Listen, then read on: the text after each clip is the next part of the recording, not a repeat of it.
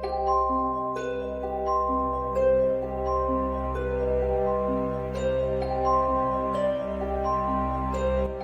my friends. Kim here, Abundant Life Tarot. Thank you so much for joining me.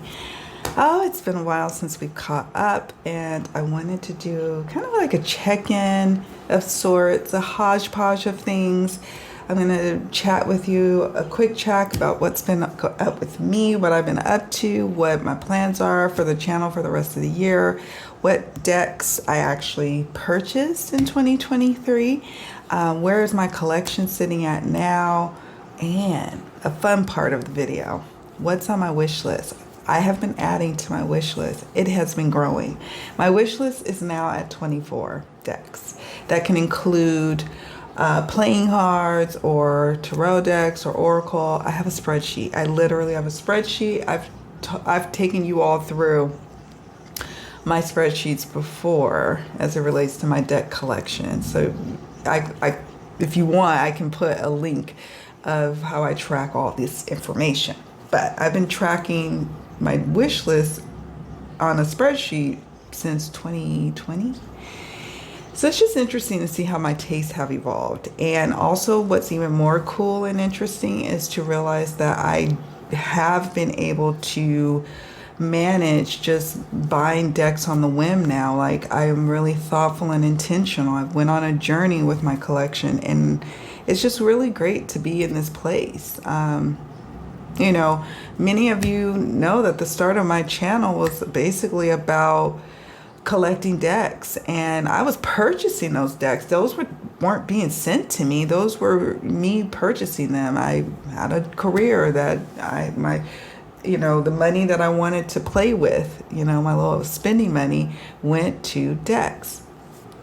So yeah, my collection grew rapidly, and thus I embarked on doing a depth year. And the depth year happened during the pandemic time at 2020, but I had no idea that was what was coming when I had decided to do a depth year in 2019. I didn't know, and my go-to of comfort and dealing with stressors such that we all went through is shopping, and definitely shopping for decks. So it was quite a test for me. I ended up some sections of the depth year ended up being low buy, and then there were some parts that were no buy. So 6 months low buy, 6 months no buy, and I ended up stretching it to 18 months. I went beyond the 12 months. So it's been a journey. And then I created the Choosing Your Next Deck, Curating Your Collection course that's free on my website to help people, no matter where they're at in their collecting journey, to really think about their collection as a whole body of really work. I mean, when you are a collector, it's almost like an art form in and of itself, and what you add to the collection and why you added it and what value do you hope to add to it. Some people, I've been seeing, they've been struggling with whether or not they're going to buy knockoff decks. I'm not here to judge anybody on knockoffs. That's not my, I have my personal reasons why I don't buy knockoff decks. One of the reasons is obviously I want to support the artists and their, creative works. I'm very much pro artist, pro writer, pro, especially pro indie creator. I'm there. I know what it is to put your heart and soul into something and not really get compensated. And then to add to that, you've got people straight up stealing. So there's that aspect of it. But then the more selfish part of me is I really want a work of art, an original, not necessarily original work of art, but a first edition. And I know that I bought it from the creator's website and it's legit. And maybe sometimes I get a signed copy. And over time, when you hold your collection and it's been several years and you have a special deck that went out of print and you look and you can see, wow, that deck is worth $1,000. Oh my goodness. It's growing. I could pass my little collection off to my kids. I always say I'm gonna will my decks, but some of the people in my community maybe named as the recipients of some of my decks, because I know only they would appreciate it, even beyond my kids. Like, I'd be afraid that my kids might take some of my decks and, I don't know, sell it at a garage sale. And it's like, no. So, but anyways, all that to say, it's been an evolution with my deck collecting journey, and that depth here, and then the course, creating the coursework and working the program that I've been preaching to you all has been tremendous on my collection. I love the idea of moon phases in the collecting journey, and I definitely am at a full moon phase. I'm not quite at waning, and I was a little bit at waxing. I'll tell you why in a moment, but you'll see what I was doing during my waxing time. But waning, I probably will do more of that when I go back to the US, and I'll take some decks to sell when I'm there, because it's just easier for me to sell from the US, or within the US confines or whatever. But yeah, I'm at a full moon point and I'm loving it. I can literally shop my collection. Let me talk to you about that. I have 191 decks total in my collection as of August 9th, 2023. And that's 5 Lenormand decks, that's 75 Tarot, and 111 Oracle decks. And I have 24 decks on my wish list. Okay, 24 decks. That's the most my wish list has ever been since I've been tracking it from 2020. Yeah, I have been letting it grow, and I have not been buying and purchasing and going crazy with the decks. I do have decks to show you, but I have to share with you all this part of the journey because it's kind of like an update of where I've been since I embarked on it depth year. I will put the playlist down there for those who are interested. Many of you who have been subscribed to the channel know that part of the journey. I was going through it. Like, so many changes have happened since I was going through the depth year, and like big life changes, like me moving abroad and selling all my possessions in the States and just saying, I just want to do something different. And so much has changed, but I love it. I wouldn't have it any other way. And doing that with the backdrop of the pandemic was like, what? So my deck collecting changed. It changed because I didn't have, an analyst job with an analyst salary, and my husband's jobs changed. We had to, we can't just be spending willy-nilly. I had to make some decisions, and I still love my decks. I still peruse and look and see if there's something that catches my eye, but I don't feel a sense of urgency that I have to have it. Fear of missing out, FOMO. And for those of us who collect, some indie decks, that FOMO is kind of a thing because you could be missing out on an opportunity to get a deck you really love. But on the other hand, you also have to prioritize other aspects of your life. And I couldn't lug around. I mean, it's amazing that I have 191 decks, some of which I acquired while living here, but many of them I shipped from the U.S. to the Dominican Republic, so from mainland to an island, and it was like not cheap. It was stressful. They got stuck in customs. It was like a whole ordeal, and I was like, it was months without a good majority of my collection. Quite a few traveled with me on the airplane. I had so many decks coming and going on the planes. Getting here is so wild. So wild. Oh my God. Crystals. So many crystals. And the TSA people were so tickled by me. They were like, this lady right here. But,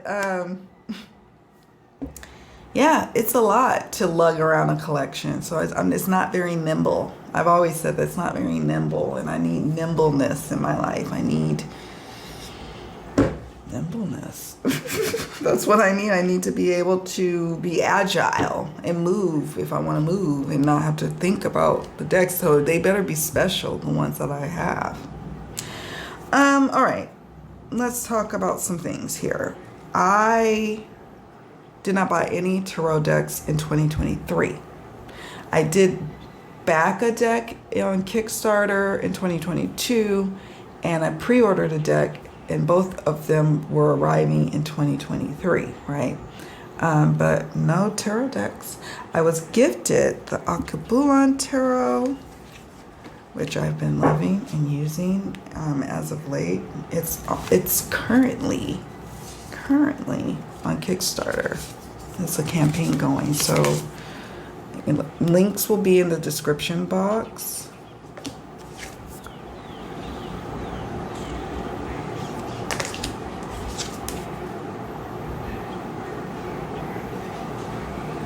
Yeah.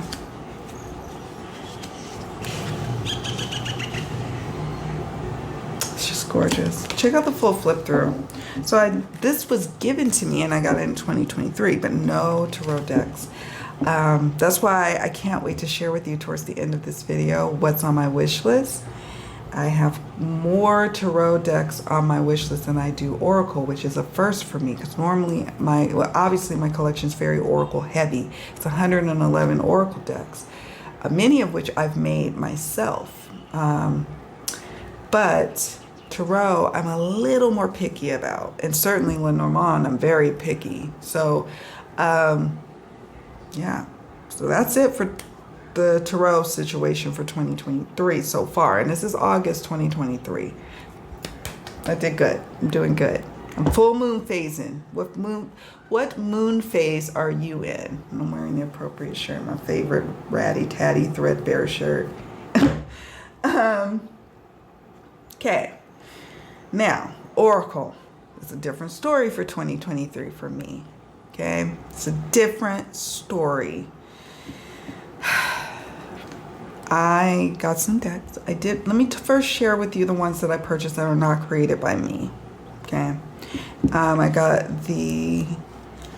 I love it. This is by my friend Andy from Metaphysics Made Easy, and I think she's still on Etsy, but also on Make Playing Cards. This is the Fill Your Chakras Oracle. And I finally started decorating my little case that it comes in. And this is the sticker edition. I did also do a flip through of this. I ended up using the stickers for other things as well. She gave me a buttload of stickers, and I'm happy. I'm happy. But I really like this deck. I really, really do. And I've been enjoying using it. Mainly readings for myself. Every now and then I will pull it out for a client, especially if the client is just wanting to chit chat. And I'm like, well, let's do a little chakras reading, you know. And so check out the full flip through. I don't want to, oh, wrong way. Sorry, friends. I don't want you to feel like I'm keeping you all day with things I've already shown you. So this is more of like what's been going on and what I've been working with.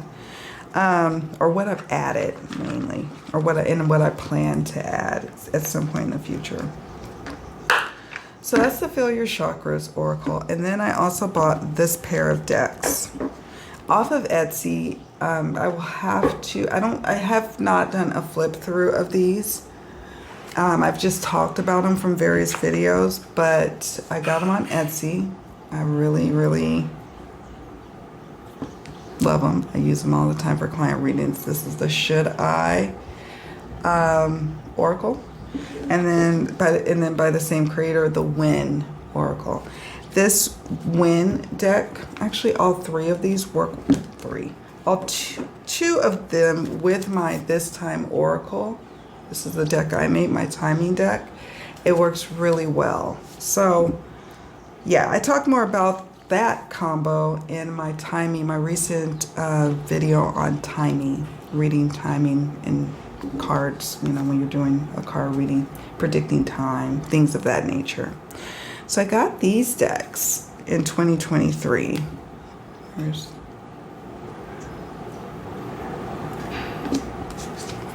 and very inexpensive. I think they were $10 a piece. I've been eyeballing some other decks from this creator to see if it's something to add, but I haven't made any decisions. Nothing, you know, pressing. And yeah, I love it. I really do love this deck. And that's the other thing about having a more mature collection, is I don't feel this sense of urgency to have to add new decks like I did when I was in my acquisition phase, the waxing moon phase, right? And you will go through different moon cycles in your collection. You don't get stagnant at one spot. You move around, and I have, and I'm okay with that very soon. So there's that. There's that. I'm gonna flip through all of them. You get the gist, right? You get the idea.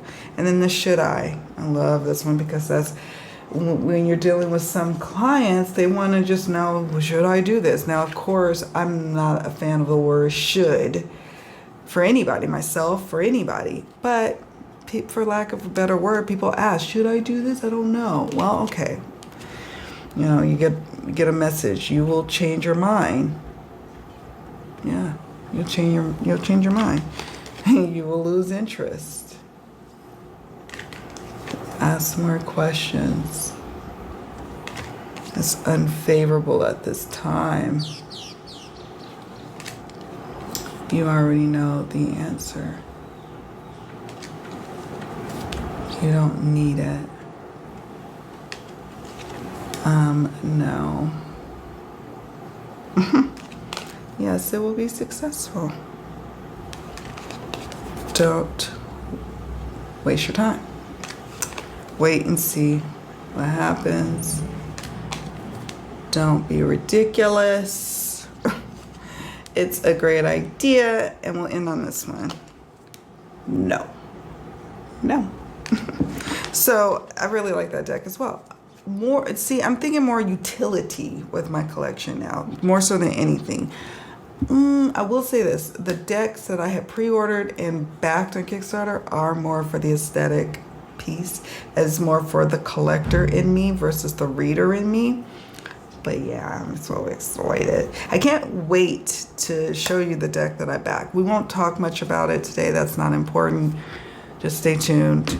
It's rare now. I may back a deck a year. One deck per year is what it's working out to as of late. See? See the transformation in me?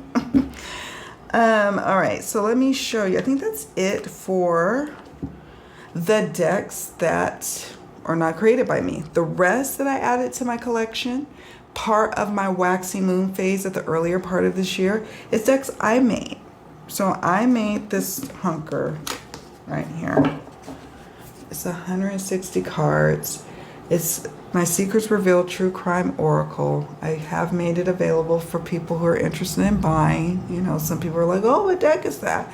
You know, is it available? I'm like, sure, it's on me. I put it on Make Plain cards for me to print, and if I ever need to reprint it again, there it is. But if people want to use it, have at it, my friends. Thank you. Thank you for, you know, purchasing and checking it out. So yeah, I made that one. This one, I made several. Well, you know, this one was the first. I want to say it was like at the beginning part of the year of 2023. And then I made these two simultaneously. The This Time Oracle. Yes. And this one. Your Career and Money Oracle. Oh my God. This is 110. This is 78. The This Time Oracle. I am loving it. I use them all the time. Many of the decks that I'm working with, that I'm with Oracle, I make, if I'm doing client readings, I want to use decks that I've created with my keywords that I've chosen, with the images that strike something for me, kick off some intuitive hit for me. And that's just what works. A lot of times now when I'm buying Oracle decks that are created by someone else, those decks are typically for me. Isn't that interesting? So, yeah, I just felt a need to create my own decks. So that's often what I do. Like if I'm not finding what I need in, you know, in terms of what I want for my working decks when I'm working with clients, I make my own. It's just easier to do that. It's just easier. And that's what I do. So yeah, I have flip throughs of the decks I've created. I've made more that I don't have flip throughs for, but that's because they're not available for sale. They're strictly just ones I'm like, I'm gonna make real fast and use. And I make them on Make Playing cards. It's June. 4 to 5 months. Very soon. Saturday.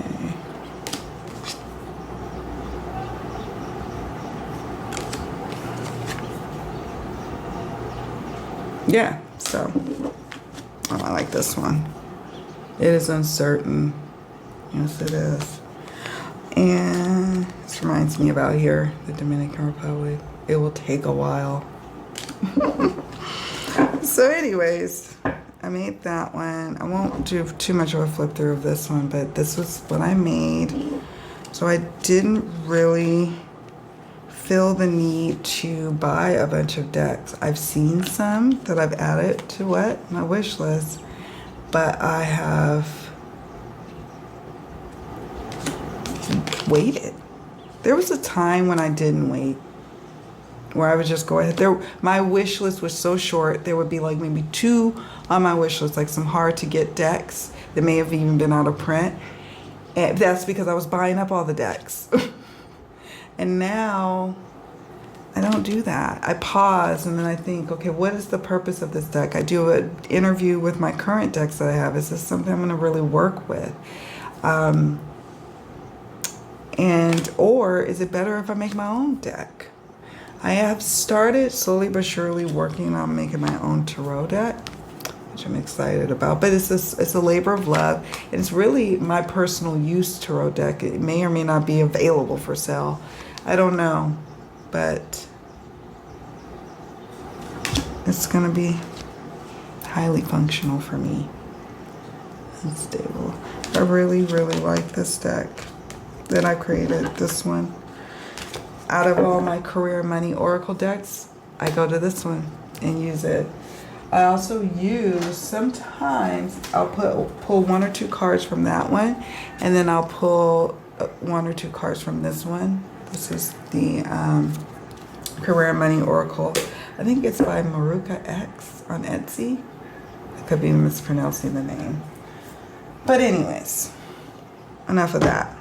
Enough of that. I feel like, is there anything else I want to do a show and tell with you right here, right now, before we get into my wish list?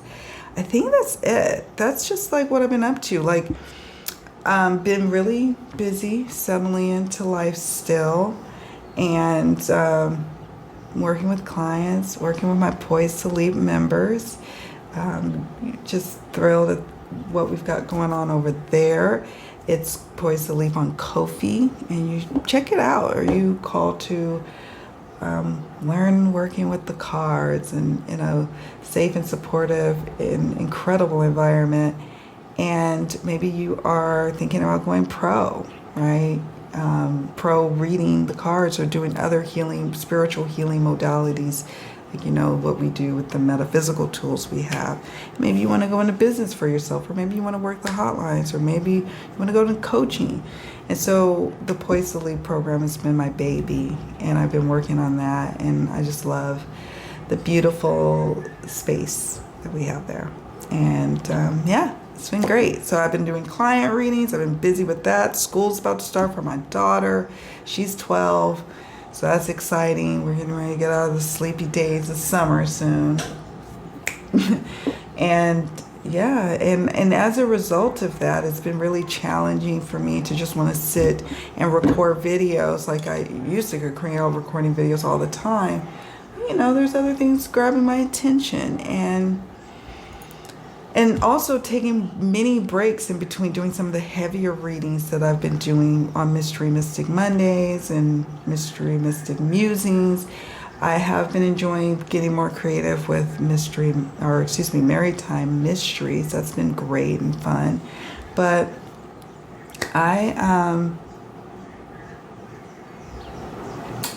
don't know. It's been interesting. And I think what I've decided to do is not to feel like every single Monday I have to put something out on Mystery Mystic Mondays. Maybe every other Monday, or maybe 2 Mondays in between.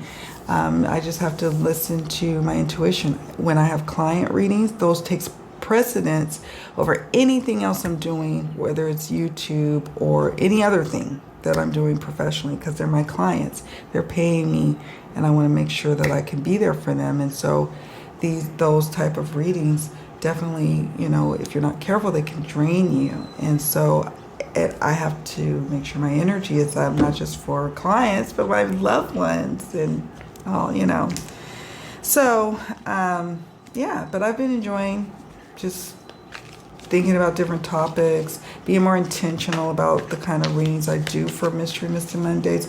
I'm now not so inclined to always just want to do missing persons. I do like to raise awareness about missing persons. I think it's super important. However, sometimes it's a lot. It's a lot. And you toe a line when you're doing readings for people who run away and they want privacy, or people who ultimately find out their family has, their family member has taken their life, or something really tragic happens. And so you're towing a delicate line.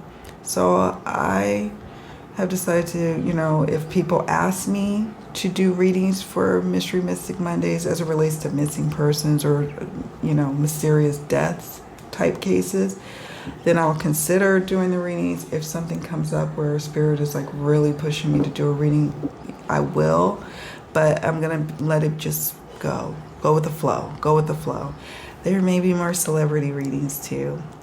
Or just readings of, not necessarily pop culture, but, just readings of the happenings and getting a spiritual, intuitive hit on what is going on energetically in a way that we all can understand, right? So, yeah, that's what I want to say about that. And yeah, that's it. So now what we're going to do, this is now where we go off to checking out what's on my wish list. And I'll keep that part brief. I'm just going to show you some different picks of decks and take you through what decks that I want to consider adding. Here's the thing about me and wish list though. Oftentimes I'll add a deck and that deck will sit on the wish list for years. It'll sit on the wish list for years. So I don't necessarily feel like I have to buy this deck just because I showed y'all the decks.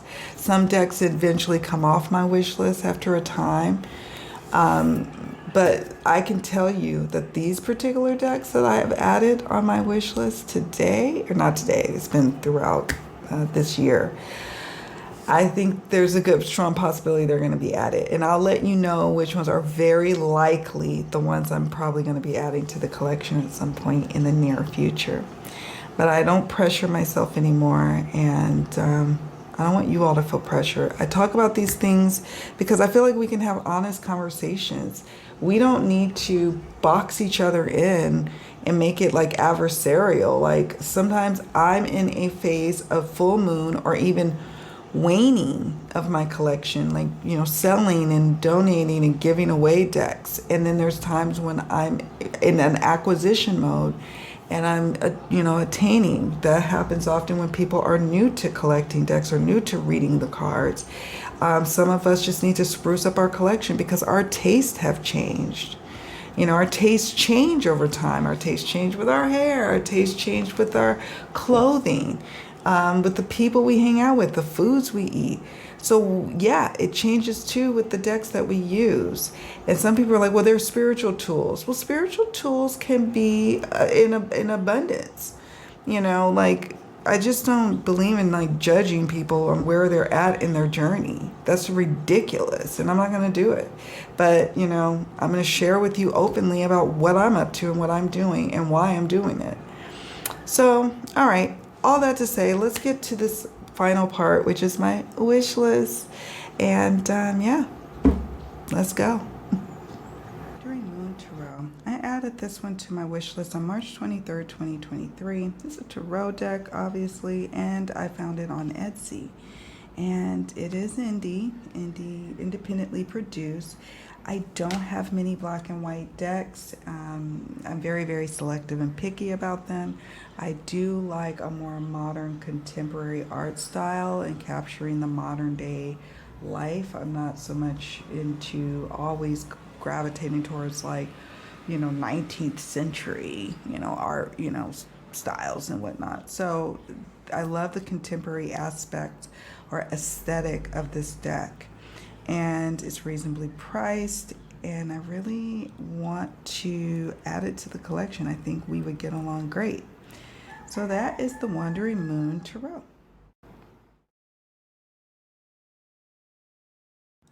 All right, now we're going to talk about the Madhouse Tarot. I added this one on July 11, 2023, and it's also on Etsy. It is a hefty penny though. It's like $108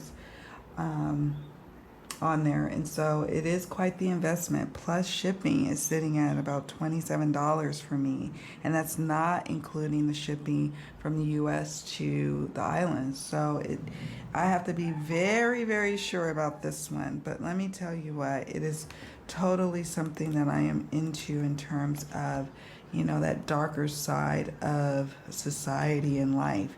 And I don't know, it just really appeals to me, the concept, the artwork, the story it's telling about the people in the asylum. And when I look at the images, I really feel like I could work with this deck. So I definitely am leaning towards getting this one. Like I mentioned before, I was going to share with you all the decks that I really felt called to add to the collection. So that's what we're talking about today. And this would definitely be one of them. But, it is a lot. And I got to be sure. Okay? Got to be sure. I would be devastated probably what I would do is see if I can get the package insured, because I would be devastated if this got lost in the mail. But yeah, this is the Madhouse Tarot.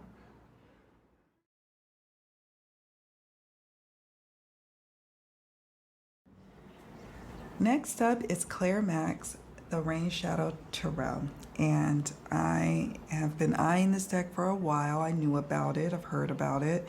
I own the Illuminated Earth Oracle as well as the Faceted Garden Oracle by Claire Mack, so I sense that I will have a beautiful connection with the Rain Shadow Tarot, but I haven't pulled the trigger yet. It is high at the top of my list for decks to strongly consider adding to the collection, but I won't be hasty about it. I will, buy it when I'm called to add it to the collection.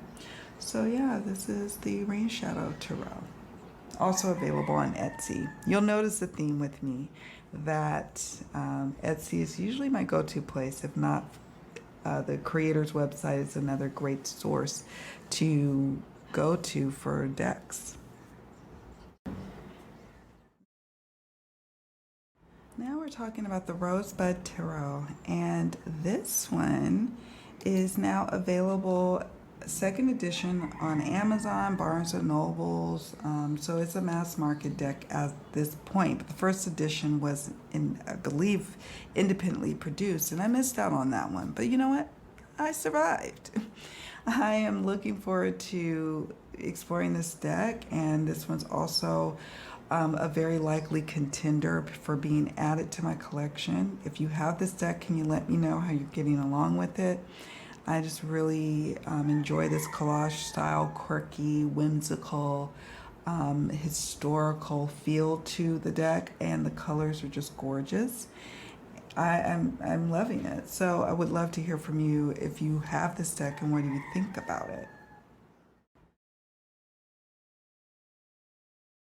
The next deck is the Black Line Tarot, a macabre tarot indie deck with only 750 copies made. And I also found this on Etsy. It's another black and white deck, but from what I can tell and how people are connecting with it, they're loving it, and I can see why. I love the art style. I love the darkness, but it just, I don't know, it just really appeals to me. I am definitely leaning towards adding it to my collection. It is coming from the United Kingdom, and it would be, in my case, coming from the United Kingdom to the United States to the Dominican Republic. So, and it's about 16 bucks for shipping. So, you know, I now have to factor in the cost of shipping more so than ever before, and that also dictates whether or not I'm adding a deck to a collection or not, honestly. Whereas when I was in the US and the acquisition phase of my collecting journey, it wasn't so much of a concern, you know, but now it is. But I love this deck, and I am, yeah, leaning definitely towards getting it. Last but not least is an oracle deck. It is the Realist Oracle deck, Finding Magic in the Mundane, 53 Authentic Cards and Guidebook. Just was published on July 18, 2023. And Kendra Austin is the author, Bria Benjamin is the illustrator. And I'm excited about this one. My friend Phyllis and I will put a link in the description box of her walkthrough of this deck. Check it out. Of, you know, her impressions, and I was just blown away by the concept of the deck, the inclusivity of it. I just got a good vibes from it just watching the walkthrough, and so it's my one and only oracle deck that I added in 2023 to my wish list, and I'm seriously considering getting. It was published by Chronicle Prism, but it is available on Amazon, so I will most likely be getting this one. I can see it working with mini decks in my collection, and I can even see working with it with client readings too. So yeah, there you have it. So that's it, my friends. That is my wish list. That's my updates. That's what's been on my mind, what's going on with me and my collecting journey. And when I looked at my wish list, I realized the last time I had added something like it was December 2022, December 18th. And then it wasn't until March 23rd, I believe, that I added something to my my wish list, which I thought was interesting.